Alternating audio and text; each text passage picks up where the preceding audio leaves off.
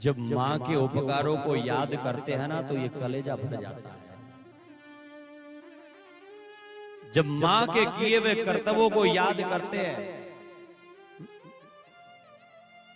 तुम भूलना सब कुछ मगर माँ बाप को मत भूलना, कर्जा उनका चढ़ा सिर पर इस बात को मत भूलना, तुम भूलना सब कुछ मगर माँ बाप को मत भूलना।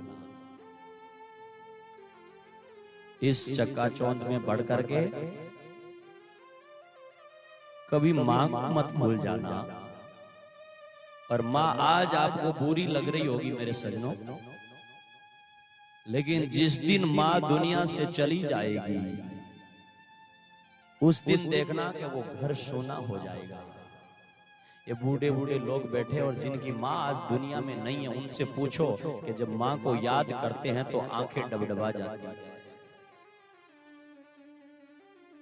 आज अगर घर में जाते हैं तब माँ भला बुरा, हालांकि माँ कभी भी बुरा कहती नहीं है, लेकिन फिर भी माँ कुछ कहे तो इरिटेट होते होंगे। माँ की वो बात सुन करके झुंझलाहट पैदा होती, क्या माँ क्या है, क्या क्या लगा रखा है। लेकिन याद रखना, आज माँ जो शब्द कह रही है, जिस दिन माँ दुनिया से चली गई ना, उस दिन तुम उस आंगन में भी जाओगे और कोने में देखोगे कि आज वो मांझी चारपाई सूनी पड़ी है, आज मेरी माँ दुनिया से चली गई है। तब आंखें रोएगी, नैन बरसेंगे, कान उस माँ की वाणी सुनने के लिए तरसेंगे, लेकिन वो माँ की वाणी नहीं आ पाएगी। माँ के शब्द कानों को सुनाई नहीं दे पाएगी। जिस दिन आदमी के जीवन से माँ चली जाती है, दुनिया में आदमी के लिए वो सबसे बुरा दिन होता है। और इन बहनों से पूछना, कभी कभी सब दुखों को सह लेती है, लेकिन कभी ससुराल में फोन आता है कि आज तुम्हारी माँ चली गई है, तो आंखें भर जाती है, काम सब तक। माँ चली गई, माँ चली गई, और माँ चली गई तो आदमी अनाथ हो जाता है। क्योंकि माँ के जितना उपकार किसने किया है। सर्दी की ठंडी रातों में जिस समय महाराज सारा बिस्तर हम मल मूत्र से गीला कर देते थे, उस समय माँ पहुंच करके और हमें सूखे में सुलाती और खुद गीले में सो जाती। जब चलना सीखा तो माँ ने अंगुली पकड़ करके चलना सिखाया। रोटी मुंह में जिमाई बार बार निगल देते थे, माँ के कपड़े मिटा देते थे, लेकिन फिर भी माँ जिमाती थी। और माँ की करुणा कितनी होती है मैं कहूँ, कभी उस माँ पर क्रोध आए और माँ को गाली भी दे देते हैं कई कई कड़ियों के बेटे, तब थोड़ा सा सोचना कि उस माँ ने क्या किया है, वो माँ क्या होती है। मैं कई बार कथाओं में एक दृष्टांत कह चुका। एक जवान लड़का था, उसका विवाह हुआ, और विवाह होने के बाद में घर में उसकी बहू आई, पत्नी आई। तो एक दिन पत्नी ने बैठे बैठे कहा कि हम तुम्हारी माँ के साथ में नहीं रहेंगे। उस बेटे ने कहा क्यों नहीं रहोगे?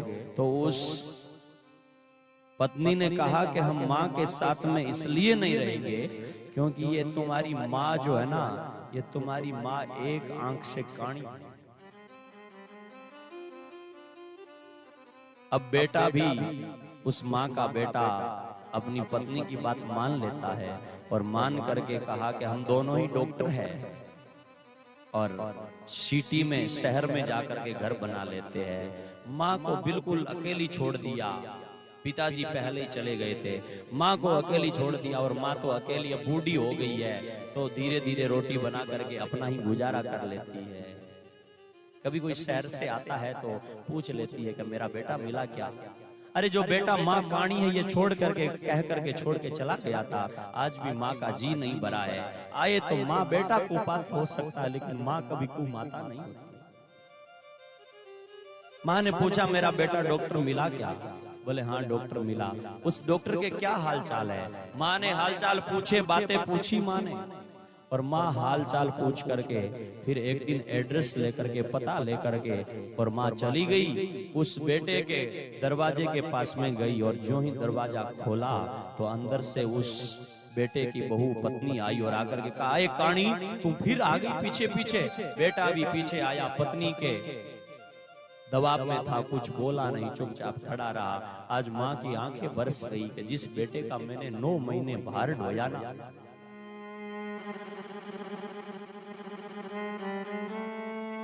शरीर का कण कण उसे दे दिया था।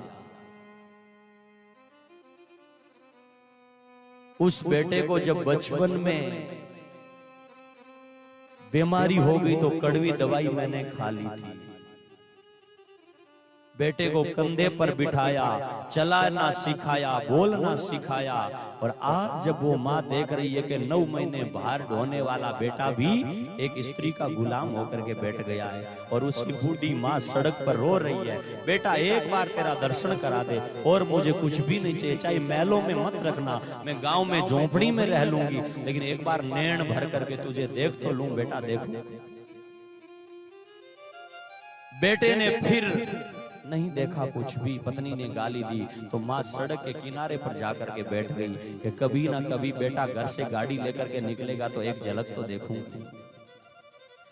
बेटा गाड़ी लेकर के निकला तो माँ ने उसके सामने देखा, लेकिन बेटे का कलेजा इतना कठोर हो गया कि माँ को देख करके भी गाड़ी नहीं रोकी, चुपचाप चला गया। माँ के नैन फिर बरसने लगे, कैसा जमाना आ गया है। इस बेटे के लिए मैंने पूरी पूरी रात जग करके नींद खराब करी है। इस बेटे के लिए मैंने कितने लोगों के ताने सुने हैं, लेकिन आज वही बेटा मेरे सामने भी नहीं देख रहा है। माँ रोने लगी और रोते हुए माँ का कलेजा फटने लगा, जीवित मर जाऊं, इससे अच्छा तो है कि मौत आ जाए। हे परमात्मा, जब बेटा ही विरोध में हो जाए, एक बात ध्यान रखना, जो बेटा माँ की बात मानना बंद कर देता है ना, अगर वो माँ तुम्हारे सामने कुछ भी नहीं कहेगी, लेकिन मेरे भाई और बहनों याद रखना, वो माँ कोने में बैठ करके जब तुम सब सो जाओगे ना, तो अकेली सोई सोई रोएगी कि मेरी संतान बिगड़ गई। दुनिया के सामने आंखों में आंसू सबके आते हैं, लेकिन माँ एक ऐसा प्राणी है कि बेटे के सामने हंसेगा, बेटी के सामने भी हंसेगा। जब बेटी ससुराल से आएगी, माँ के जीवन में चाहे 1000 दुख है, लेकिन माँ बेटे और बेटी के सामने हंसेगी। लेकिन जब माँ अकेली होती है ना, तो बेटे और बेटी के दुखों को याद करके और माँ के आंसू बहते हैं। रात में वो माँ रोती है, उसकी करुणा देखिए। माँ स्वयं भूखी रह जाती, लेकिन बेटे को भोजन देती है। मैंने बेटा भोजन कर लिया है। जब घर में एक बात ध्यान रखना, जूस बना लिया हो गर्मियों में और बेटा सामने बैठा हो और ऐसा लगे कि अब मात्र 1 गिलास ही जूस बचा है, तो माँ की बहुत इच्छा होते हुए भी माँ कहेगी कि नहीं नहीं, मेरे जूस की जरूरत नहीं है, बेटा तू पी ले। ऐसा कहने वाली माँ ही होती है। घर में अगर कोई चीज का अभाव भी हो जाता है तो माँ तुरंत कह देती कि इसकी मुझे आवश्यकता नहीं, तू ले ले। और माँ, अगर कोई गरीब माँ है, उस माँ की जेब में अगर 1000 रुपए आ जाए तो माँ सबसे पहले मेरे बेटे और बेटी का भला कैसे हो, इसको अच्छी ड्रेस कैसे पहनाऊं, माँ खुद सुई से सील करके पहन लेगी।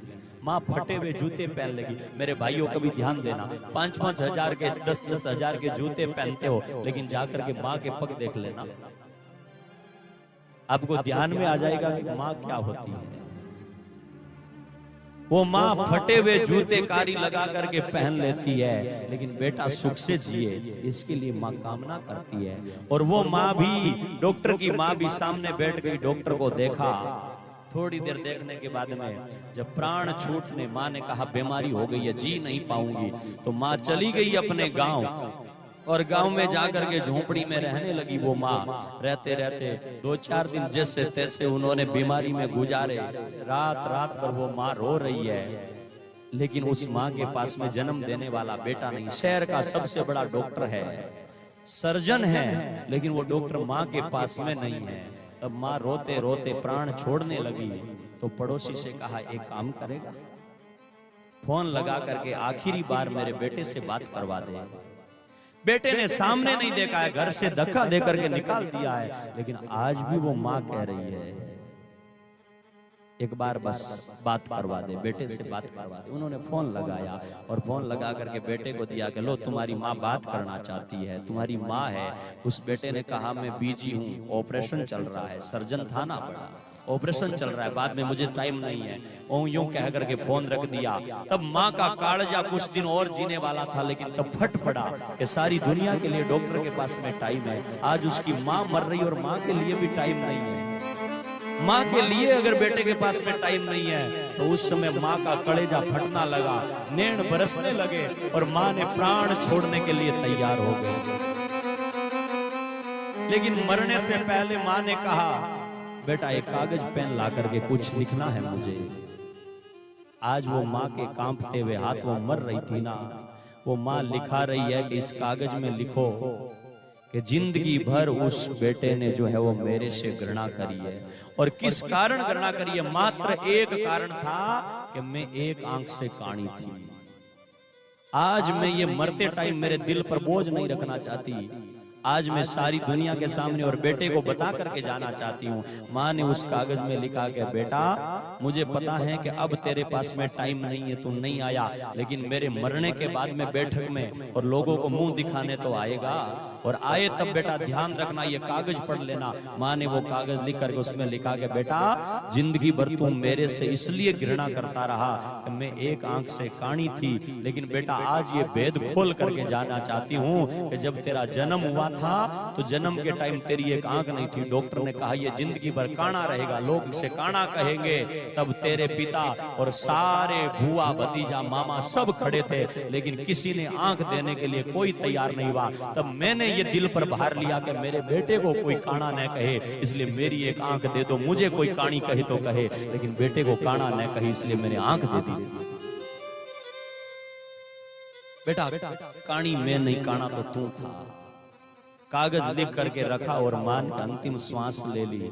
बेटा आया, संस्कार किया, बैठक में बैठा, और जब सब घर चले गए रात में तो बेटा पुराने घर में संभालते संभालते अलमारी के पास में गया। अलमारी खोली और देखा कहीं माँ का गहना पड़ा होगा। आज बेटे की आंखें रो रही है कि ये गहना मेरी माँ पहनती थी, यहाँ मेरी माँ बैठती थी। लेकिन वो माँ जब चली गई, तुम चले जाओगे तो सोचेंगे हमने क्या खोया, हमने क्या पाया।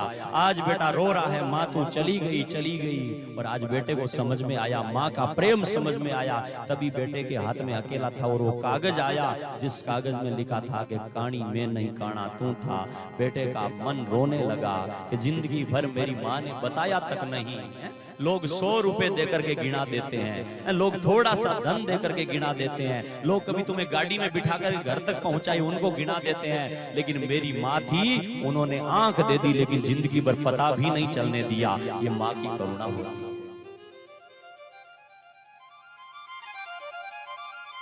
सजनों, जब माँ चली जाती है तो जीवन सूना हो जाता है। ये जो हमारी बहनें जो ससुराल जाती है ना, इनसे पूछना, कभी कभी जो ससुराल वाले दुख देते हैं, इतना दुख देते हैं। कई कई बेटियों का ससुराल में जीना हराम खाली हो जाता है। कई कई बेटियों को ससुराल में टांके में कूद करके मरना पड़ता है। कई कई बेटियां जहर पी जाती है। कई कई मेरी बहनें पंखे से लटक जाती है कई। और वो दुख इतना जो ससुराल में मिलता है ना, उस दुख को आंखों में लिए हुए, सिर में लिए हुए, जब वो बेटी पियर आती है ना, तो कपड़े ले जाने के लिए नहीं आती है, रुपए ले जाने के लिए नहीं आती है। ससुराल में महीनों रहने के बाद में जब 1-2 दिन पियर में आती है और बूढ़ी माँ का सिर पर हाथ होता है ना, तो उसके नैनों से आंसू दुख बहने लगता है कि ससुराल में इतना दुख मिला था। माँ, मैं जिंदगी में सब जगह पर गई, लेकिन तेरे जैसा प्यार वाला हाथ नहीं मिला, प्रेम वाला हाथ नहीं मिला। बेटा भी गांव थका हुआ आएगा।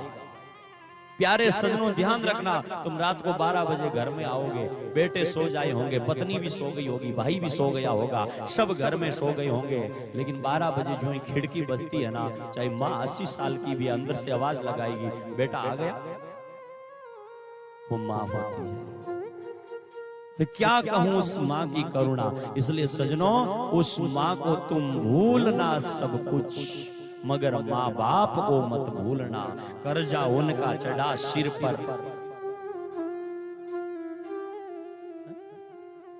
तुम भूलना सब कुछ मगर माँ बाप को मत भूलना।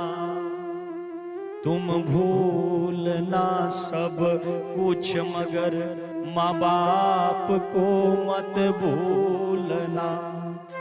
कर्जा उनका चढ़ा सिर पर, इस बात को मत भूलना। घर में माँ और बाप को कभी पढ़ने वाले मेरे साथियों मोबाइल पर जो नकली हीरो के फोटो लगाते हो, मोबाइल पर कोई चरित्रहीनता वालों का फोटो लगाते हो, शाम को 4 बोतल पी करके दारू की पीने वालों का फोटो लगाते हो, जो हिरणों को मार करके और मांसाहारी है उनका फोटो लगा करके मोबाइल में गर्व से ऊंचा रखते हो ना, उनसे मैं कहना चाहूंगा कभी घर जा करके और माँ के चरण देखना, बाप की फटी हुई कमीज देखना, कि वो तुम्हारे असली हीरो नहीं है। असली हीरो तो तुम्हारे घर में तुम्हारे माँ और बाप है, जिन्होंने तुम्हें जन्म देकर इतना बड़ा बनाया और पालन पोषण, जिनका चरित्र का कोई पता नहीं है, उनका फोटो लगा करके गर्व करने वालों को सोचना चाहिए कि अरे तुम्हारे लिए असली हीरो तो तुम्हारी बाप है, माँ है, उनका फोटो लगा, उनका आदर करो। और जब घर में माँ का आदर करोगे और कभी कभी माँ के चरणों में प्रणाम करते करते माँ का कालजा खुश हो गया और माँ की आत्मा में अगर आनंद की लहर उठी और उस आनंद की लहर में माँ ने आशीर्वाद दे दिया, तो जीवन के सारे पाप मिट जाएंगे उस आशीर्वाद से, माँ के आशीर्वाद से। माँ देवता है, पिता देवता है। हमारे शास्त्र तो कहते हैं मातृ देवो भव, पितृ देवो भव, आचार्य देवो भव है। माँ मेरी देवता है, इसलिए माँ के चरणों में दोनों हाथ जोड़ करके प्रणाम करो। माँ से बड़ा कौन है? माँ से बड़ा कोई देव नहीं दूजा। कहां कहां भटकते फिरोगे, कितने दुनिया में दुख देखते फिरोगे, माँ से बड़ा कोई देवता नहीं है। इसलिए माँ की पूजा करो, पिता की पूजा करो, उनकी बात मानो। और माँ और बाप की पूजा क्या है? एक बात और कह देता हूँ इसी प्रसंग में, कोई आरती की थाली सजा करके और आरती उतारो, ये माँ बाप की पूजा नहीं है। तुम घर से बाहर निकलो ना तो पिताजी माँ को प्रणाम करके निकालो और आते टाइम वापस माँ और पिता के चरणों में प्रणाम करके इतना पूछ लो कि माताजी ठीक हो, पिताजी ठीक हो, बस आनंद हो गया। इतनी ही उस माँ बाप की पूजा है। कभी कभी बाप की आत्मा भी इसलिए रोती है कि करोड़ों रुपए, 50 बीघा जमीन, सिटी में प्लॉट, गाड़ियां, बंगले सब बाप चिना करके देता है और वो 80 साल का बाप कुर्सी चौकी पर लगा करके बैठा है और बेटा चुपचाप पास से निकल जाता है गाड़ी स्टार्ट करके और वापिस आ जाता है। बाप के सामने बोलता भी नहीं है ना, तब उस बाप की आत्मा बहुत रोती है। वो बाप रोता है कि कैसा बेटा है, पूछता भी नहीं है, और पूछ लिया तो धन्य हो गए, कृतकृत्य हो गए। तो ऐसे माँ बाप की घर में पूजा करो। और इन माँ बाप को गाय की, आकाश की, धरती की, इनकी पूजा करने के लिए हमारे शास्त्रों में कहा गया है। पत्थर पूजा का कहीं नहीं कहा गया है। प्रणाम ही करना हो तो माँ बाप, धरती, हवा के चरणों में करिए। जाम्बोजी स्वयं कह रहे हैं कि इन रूप में मैं विराजमान हूँ। और शब्दवाणी में तो गुरु महाराज ने इन देवताओं को तो मैंने बताया जो शास्त्रों में लिखा है। शब्दवाणी में तो गुरु महाराज कह रहे हैं कि पवना रूप फिरे परमेश्वर।